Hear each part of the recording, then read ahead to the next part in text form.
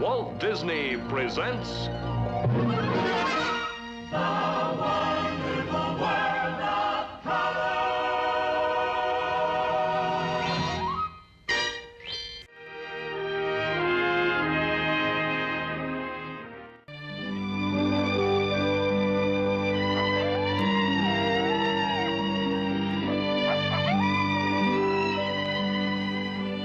In the deserts of the Southwest, there lives in great numbers an animal well known but little understood. He has many names: prairie wolf, desert dog, but he's best known as the coyote. Sometimes he's a plague to ranchers, but just as often he's their servant. And so he's a subject of much controversy.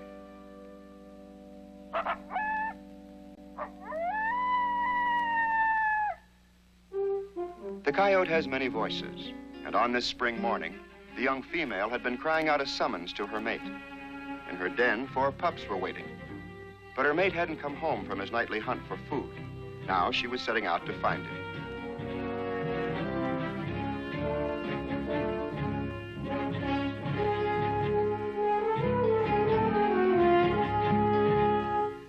At any other time, she would have taken a rabbit home to her pups. But now the need to find her mate was strong, and nothing could distract her from her search. A few yards farther on, she picked up his trail. In one direction, it was fainter. In the other, stronger.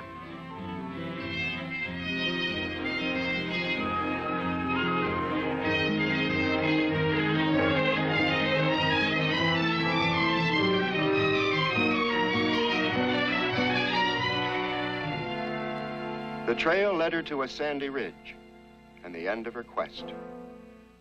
Every instinct warned her away, told her there was danger here, but deep concern outweighed her natural caution.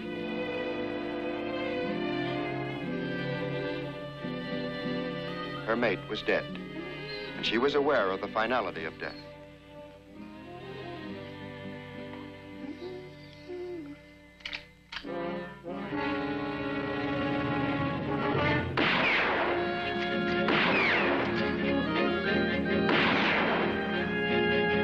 Let's get going. The rancher, like many others, didn't understand coyotes and didn't want to. True, they kept down the jackrabbits in his alfalfa patch, but they also raided his hen house. So he was determined to hunt down and kill all coyotes.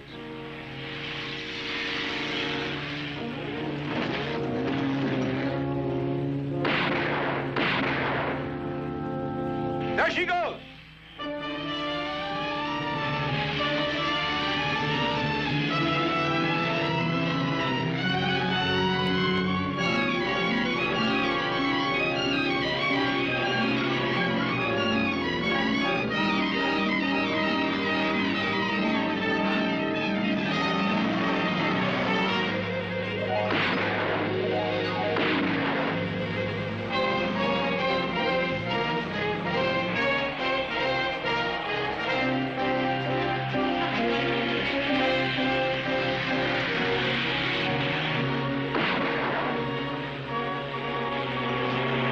We gotta run a road now.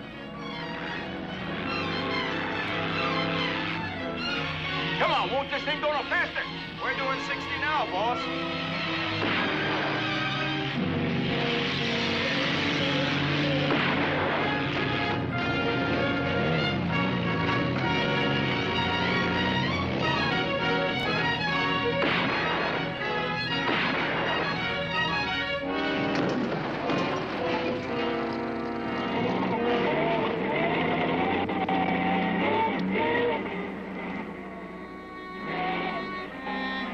The coyote couldn't understand why, but something had happened to her pursuers. The chase was over. It was safe to head for home. Her 4 pups had been taught never to leave the den while their mother was away. 2 of them whiled away their time napping in the sun, but not Chico. He was always a busy bundle of energy. Now he saw that brother number 4 had a bone. Naturally, he wanted it.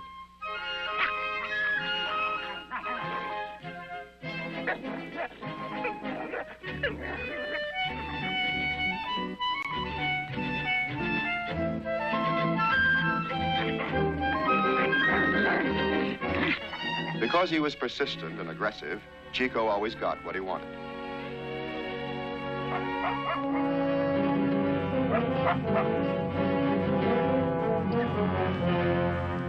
As a rule, Mother's return meant a time for play. But this time, it was all business, serious business. She made it plain she wanted them out of sight, inside the den.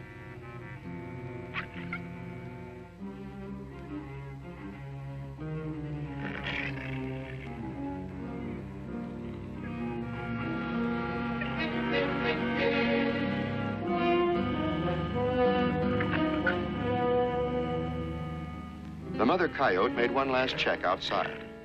Chico. And now a scrap of bone might well cost their lives. Time was running out.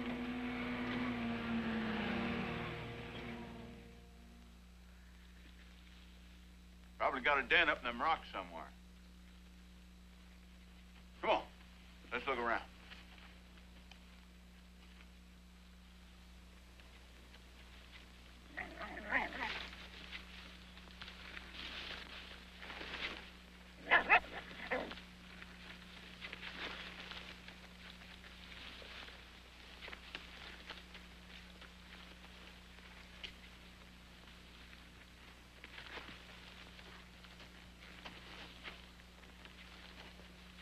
Hey, boss, I found something up here.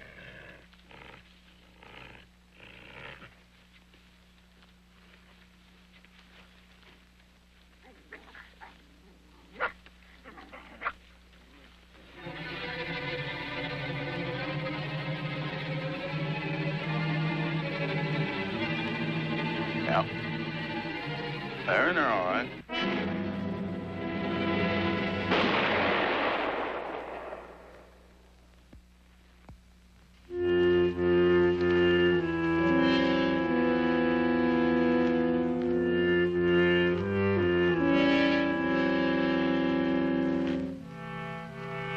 Out of a gunny sack, into a chicken wire prison. Of all his family, Chico alone had survived. Sure a scroungy looking animal. Oh, he'll come along okay. He'd better, or I'm out $2. You said you'd pay $3. $2. Take it or leave it. All right, I'll take it. Chico's new owner, Frank Miller, wasn't as heartless as he sounded. He was neither kind nor cruel to animals. They had simply become a part of his business.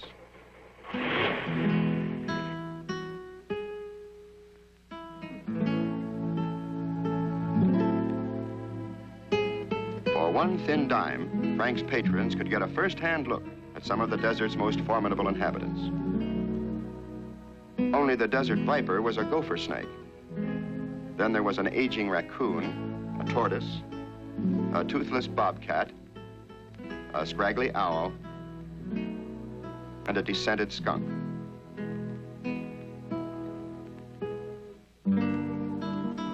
Wild animals, suddenly confined, sometimes go into deep shock.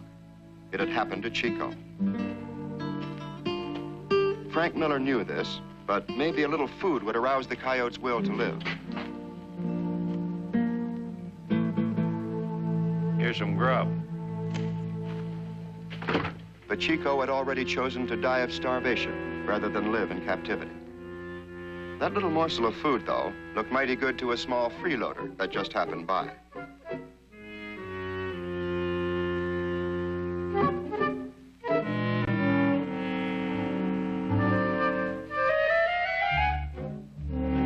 The possessive instinct is strong in all animals.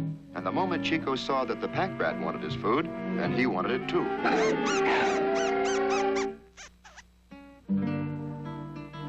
So this was the first turning point. He would eat, and he would live.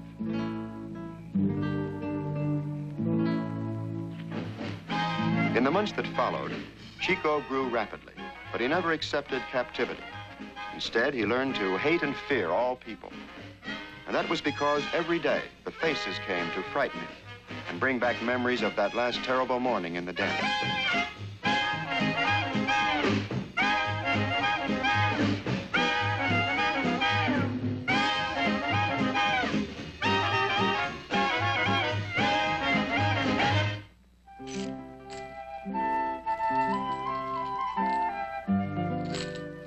When Chico was almost full grown, he got a promotion, and he made the most of it. He could roam around now and pick up the scraps the customers tossed to him. And with the cast iron stomach of the coyote breed, he ate everything that fell within the circle of his chain, from cookies to candy wrappers.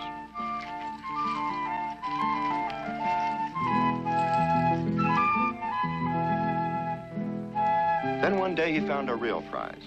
He couldn't know it was loaded with poison. Frank had been killing off the gophers with strychnine.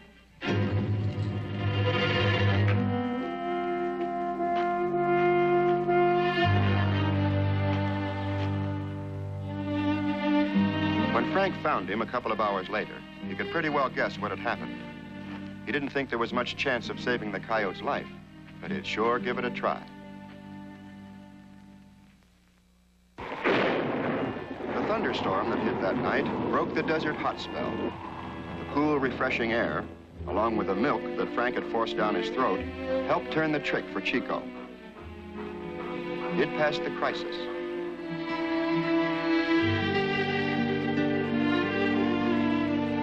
But a coyote, sick or injured, will often play possum.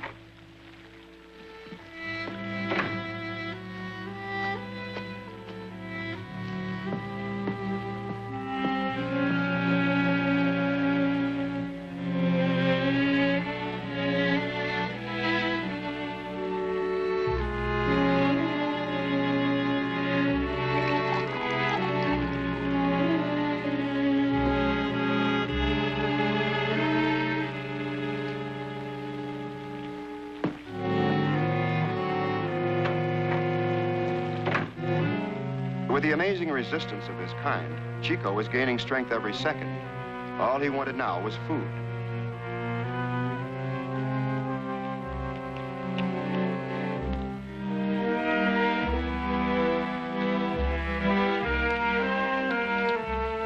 Milk was all right for a starter, but he needed something more substantial.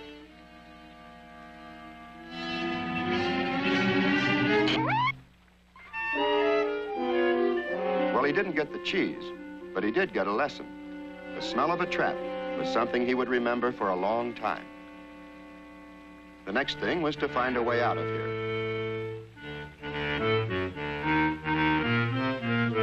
A spatter of rain told him there was an opening in the ceiling.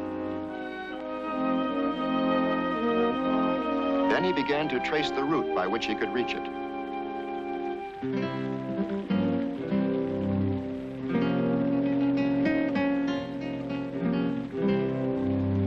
It seemed a jumbled maze, but slowly, carefully, he figured it out.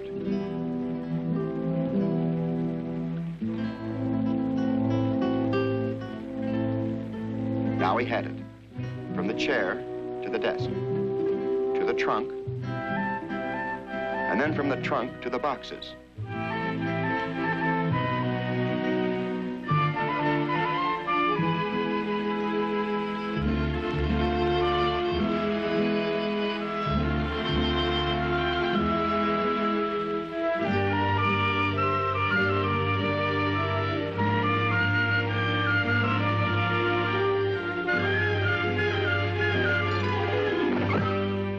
He wasn't hurt, only shaken up, but he was too tired to try again.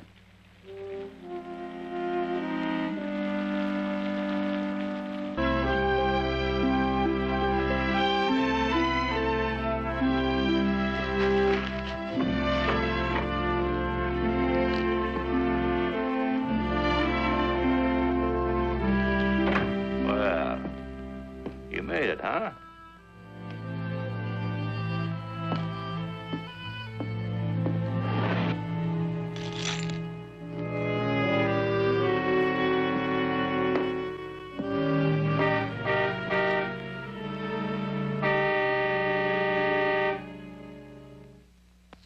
A customer came first. The coyote could wait. But Chico knew he couldn't wait. Now it was the chain or freedom.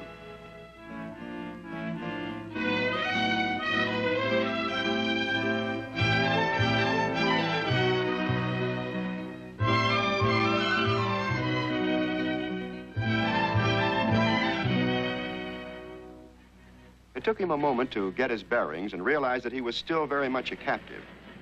There was the open desert, only a step away, but it was a long step. There was a way down, if he had the courage to take it.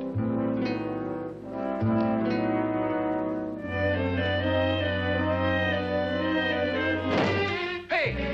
How'd you get out? Come here, you. Ow!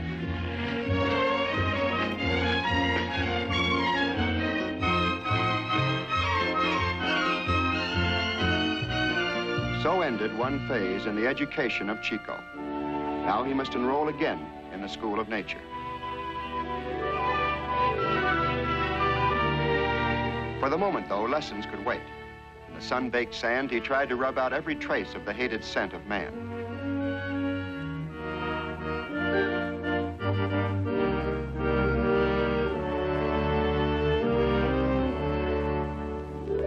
Then a wild and carefree romp, and the wonderful feeling of just being alive and free.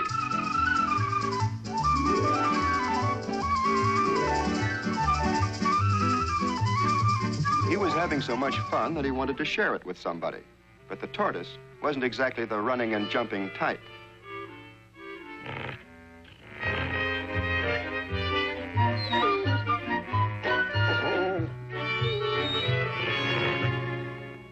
Now, the roadrunner had more get up and go. Trouble was, he got up and went.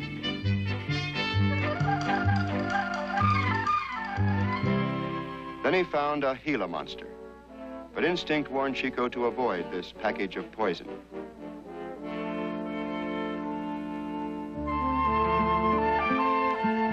By afternoon, a growing hunger had begun to replace Chico's high spirits. And yet he had no experience in hunting.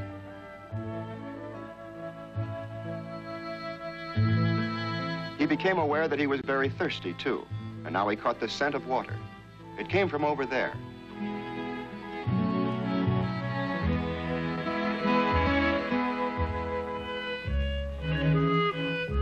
A desert water bag dropped from the bumper of a passing car. It was Chico's for the taking, but how to take it?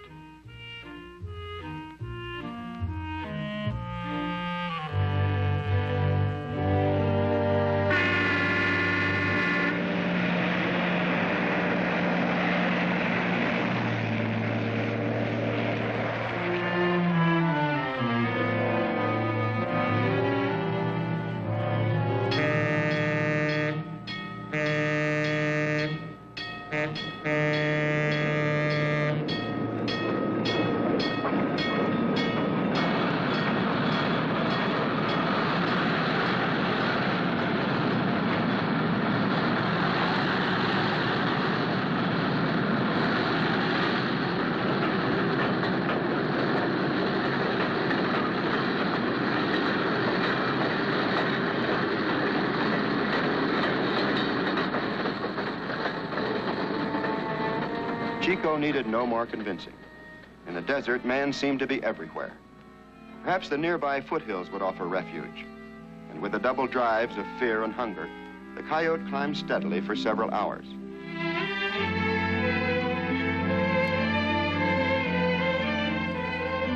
At last, he came to a place that seemed to promise the end of his troubles. There was no sign of man, and there was certainly enough water to satisfy his thirst for a long time to come.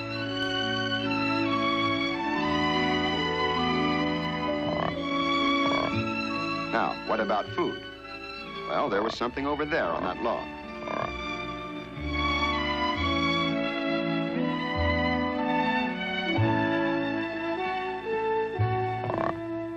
Chico had a few things to learn about frogs. They just won't stay put. And in this case, neither would the log. Also, frogs can swim. As a desert animal, Chico didn't know anything at all about swimming. But if he ever wanted to make landfall, he was going to have to learn.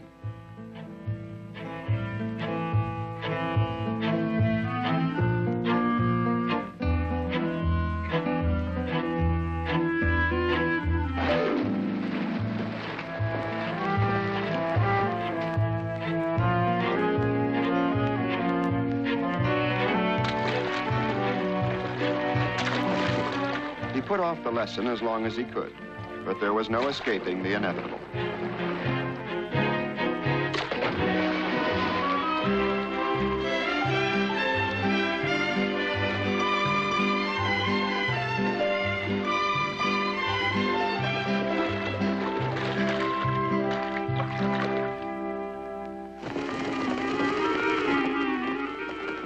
There just had to be an easier way to get a meal. Of course, over there. He didn't know what they were, but they were close to shore. All he had to do was hop over and help himself.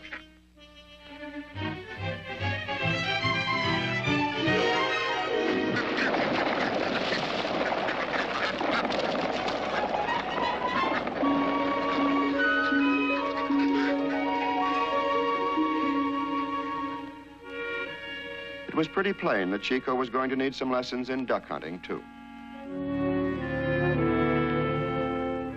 He had to find food somewhere, and since he was determined to avoid the desert, the only way to go was up.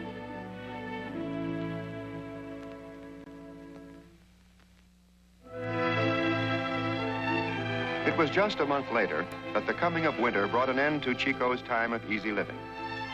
Ever since the first snowfall, had been trying to stir up some sign of life in the badger burrow, but the badger was already deep in hibernation.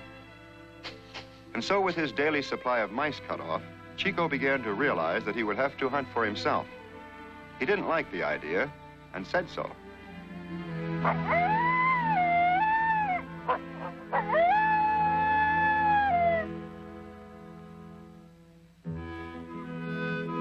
The lack of nourishing food had thinned out his coat. He was cold and lean and ragged. This was, of course, his first experience with snow. And while it eased his thirst, it did nothing at all for his appetite.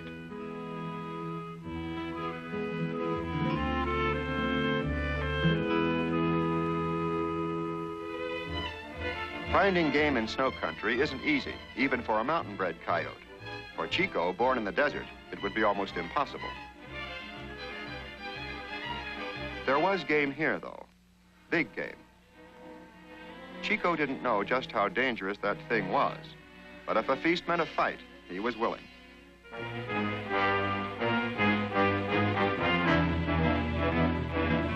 Only it didn't work out quite that way.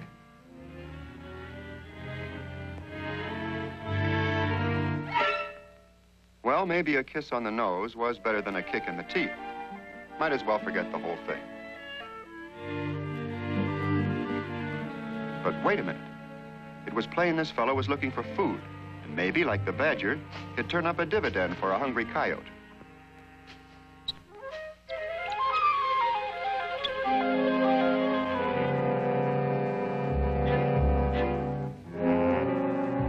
Chico was getting a little confused. Had he seen a mouse or hadn't he? One thing was certain, he sure saw that rabbit.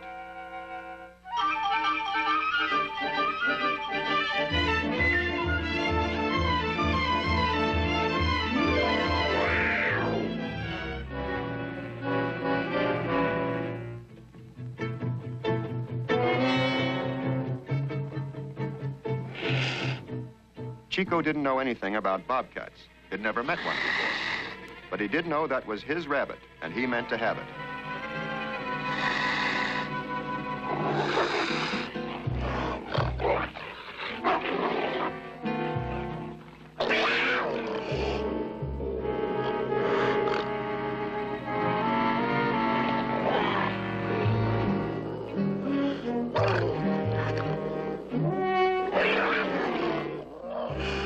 The fight turned out to be a standoff, and it came to a sudden end when the bobcat took the rabbit into the tall timber. This was one maneuver Chico couldn't match.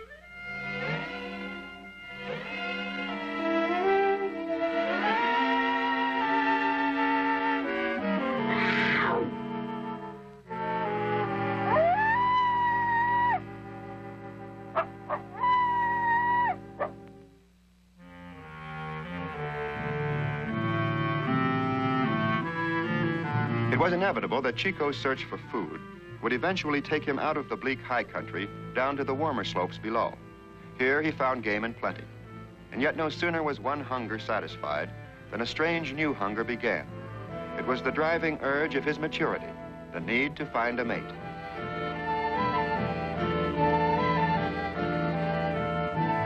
He wandered aimlessly for days.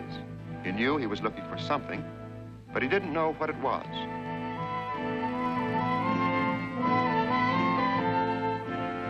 And then, late one afternoon, he saw her.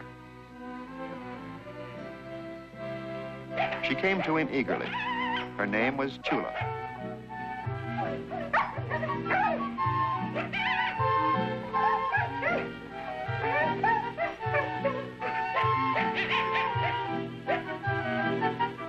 The warm affection of their greeting was in keeping with coyote ritual, and so too was their song of love and joy.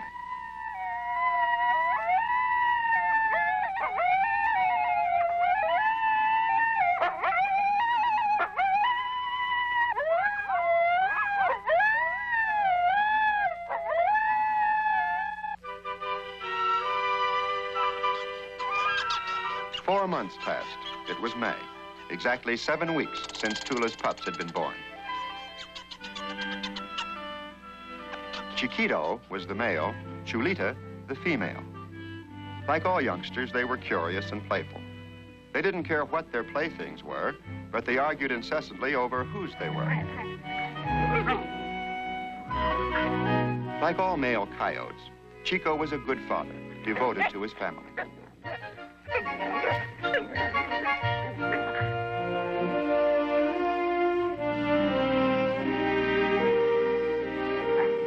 Until now, Chula had stayed close to the den, training her pups, guarding them from danger. But today, she decided they were old enough to be left alone for a while. For the first time in weeks, she would join Chico on his daily hunt for food.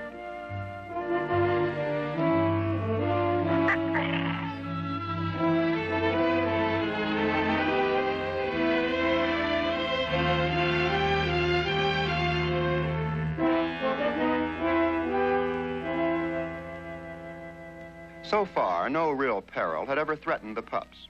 But there was one predator that Chula hadn't reckoned on, the golden eagle.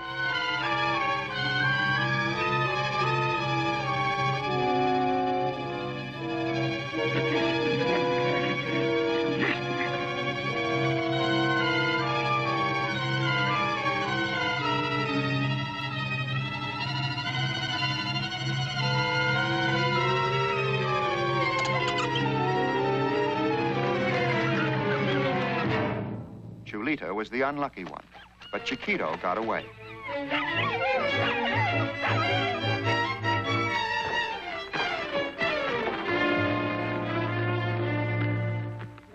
Although he was safe from the eagle now, the pup found himself in a strange and frightening world, and it seemed there was no way out.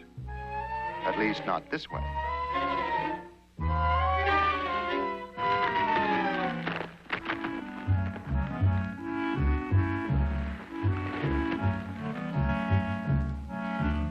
He followed the floor of the ravine until it opened into a rocky meadow. All he wanted was to find a way home. Instead, he found a mother rock squirrel. But when it came to coyotes, lost or otherwise, she was quite antisocial.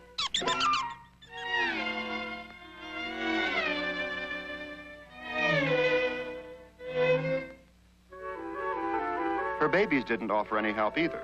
They were too busy with breakfast.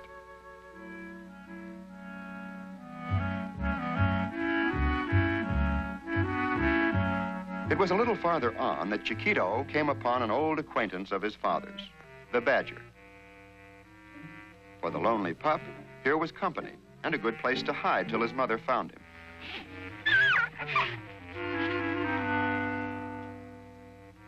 In spite of the badger's objections, he was determined to move in.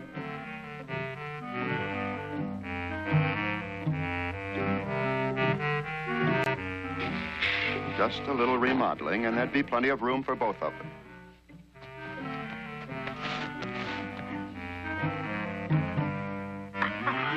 The badger just didn't see it that way. If that pesky pup wanted the burrow, then he could have it, dirt and all.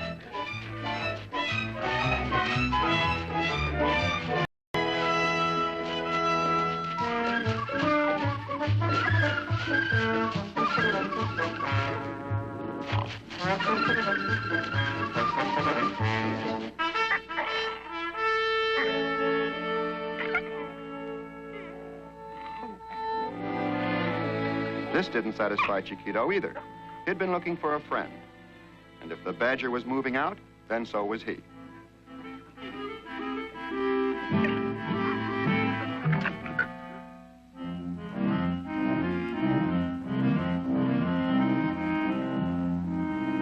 When Chico returned to the den, he hadn't stopped to mourn the loss of Chulita, but had set off at once to look for Chiquito.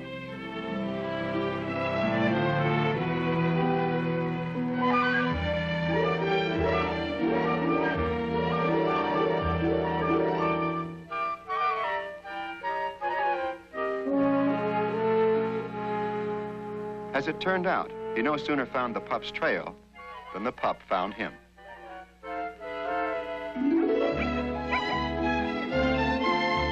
It was a happy reunion, although Chico would have preferred just a little less enthusiasm.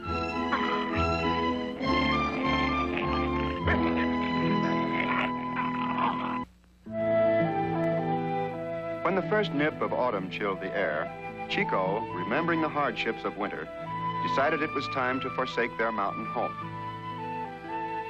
Chiquito was almost full grown now.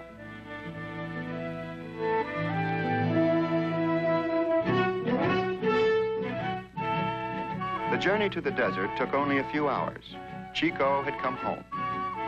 Although he felt a sense of well-being, he had never forgotten that this was also the abode of man. The broad alfalfa fields that rimmed the desert would be ideal hunting grounds for the coyotes, for here the jackrabbits lived and thrived in great numbers.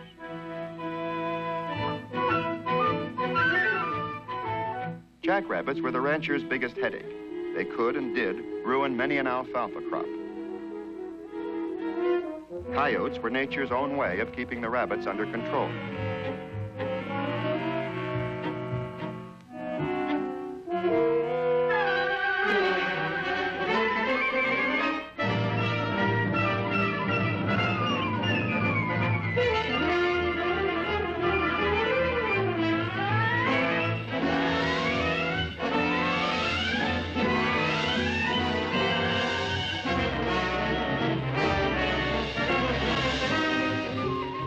The fence was meant to keep the varmints out, but Chico used it as a means of penning the rabbit in.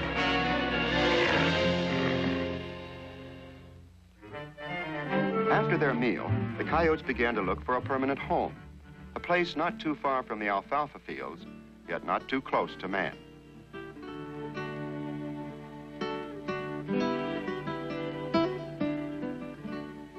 On the bank of the dry riverbed, Chico discovered a likely-looking burrow.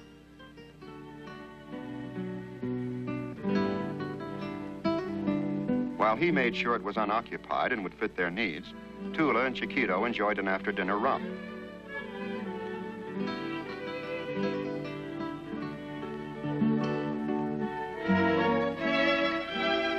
Apparently, the burrow had been abandoned for a long time, so Chico gave the signal for his family to move in.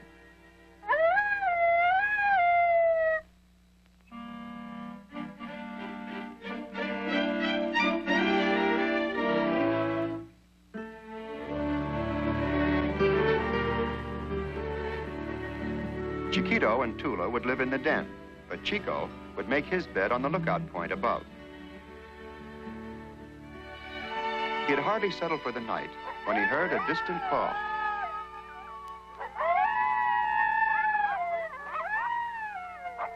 It was the voice of his own kind.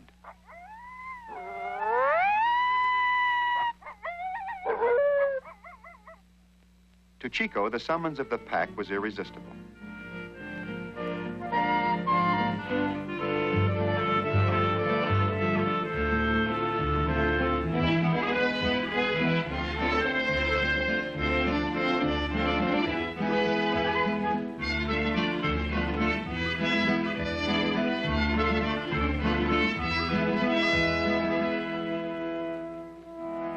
The pack was a group of three, strangers to this valley, just passing through.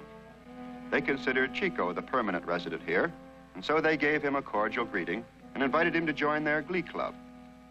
A community sing is a common practice among coyotes, and sometimes by accident or design, their voices will blend in an eerie harmony that is wild and weird and wonderful.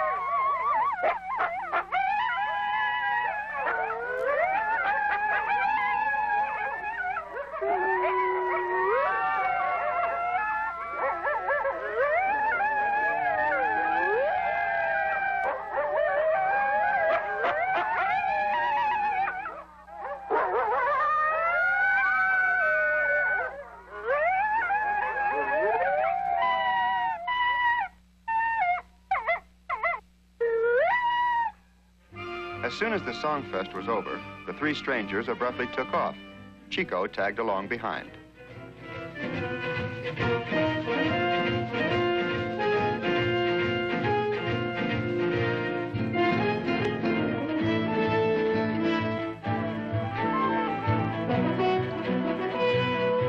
Chico had no idea what his new friends had in mind, but whatever it was, he wanted to be one of the gang.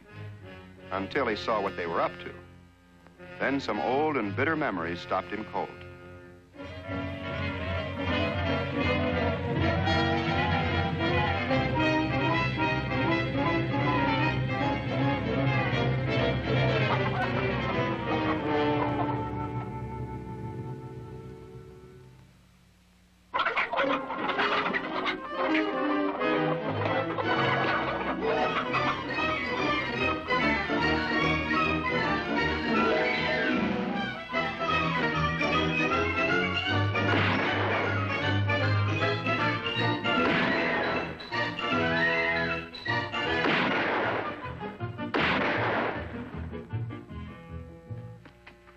Boss? Coyotes are here again. We got to clean them out. Chico's fears were well-founded. Next morning, the old range war began all over again. Chico didn't know it, but he and his family were the only ones left behind to fight the battle for the coyotes. The real chicken thieves had already hightailed it into another county.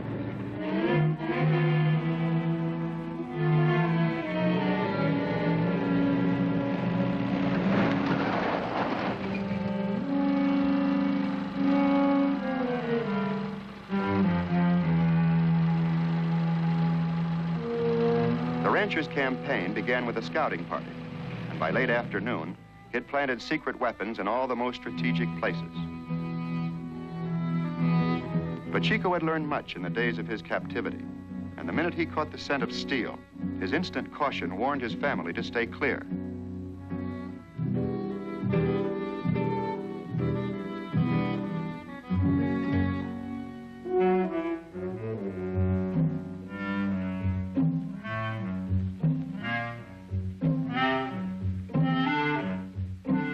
What a trap was and what to do with it.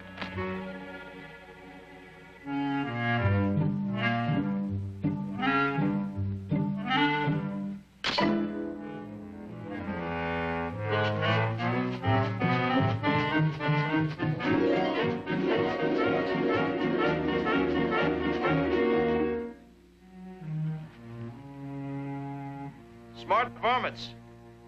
They sprung this one, too. We might as well pull them then. Okay, boss. We'll never get them this way anyway. Boss, with all the rabbits around, maybe we ought to let the coyotes go for a while. Let them take care of the pests for us. My chickens and half the stock, too? I could put out some old scrap iron. They'd think that was traps and probably stay away from here. We'll do this my way. Strychnine always gets them.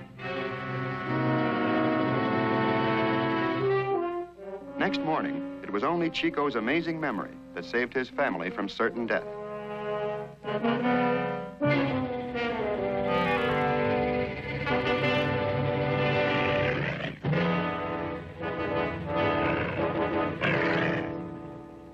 He remembered the smell of strychnine and led his family away from the poisoned bait.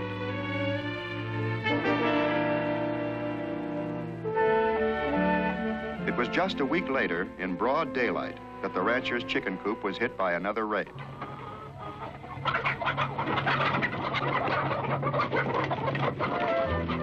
Chico had an alibi. He'd been off chasing rabbits in the alfalfa patch.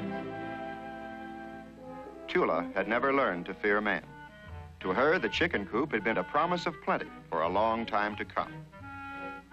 All Chico saw was the promise of more trouble, and all he wanted was to avoid it.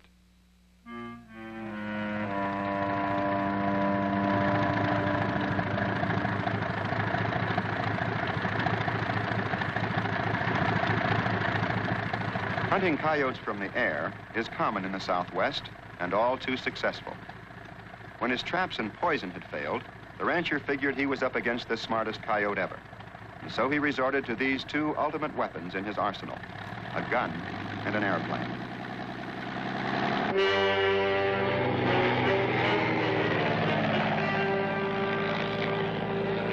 The rancher couldn't know that Chico was already on the run. He'd sensed there was only one way to prevent another raid on the chicken coop. He was moving out, taking his family back to the high country. Then he saw the great bird.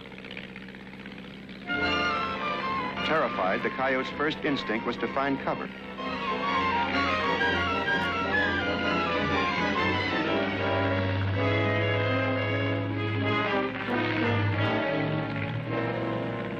The rancher thought he saw a movement in the brush. If it was a coyote, there was one sure way to flush him out.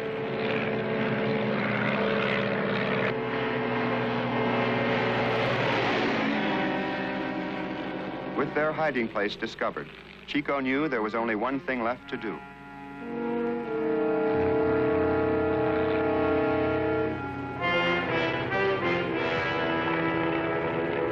He had made himself a decoy to save his family.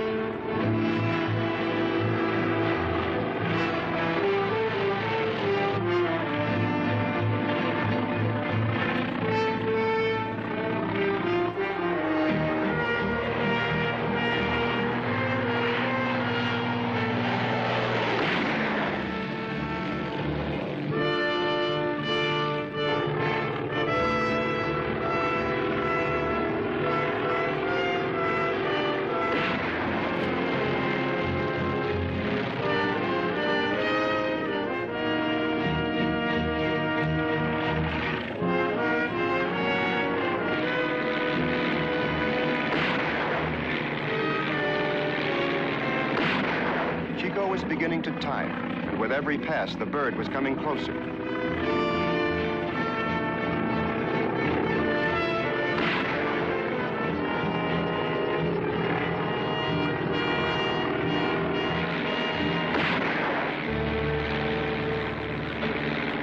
Well, I finally got him. Yeah, we got him. No gas. We'll have to be heading back.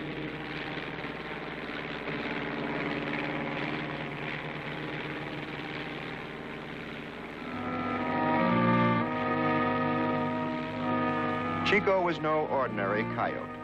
Stung by flying gravel from the near miss, he had simply rolled over and played dead. It's an old coyote trick, and Chico had used it before.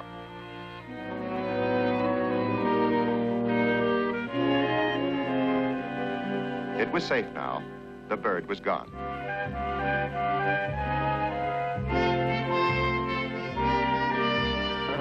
It was a joyous family reunion.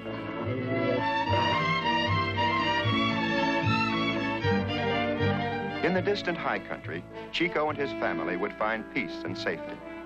And yet the real happy ending to their story will come only when man understands his need for these desert predators that help maintain nature's balance, which in turn ensures the survival of all.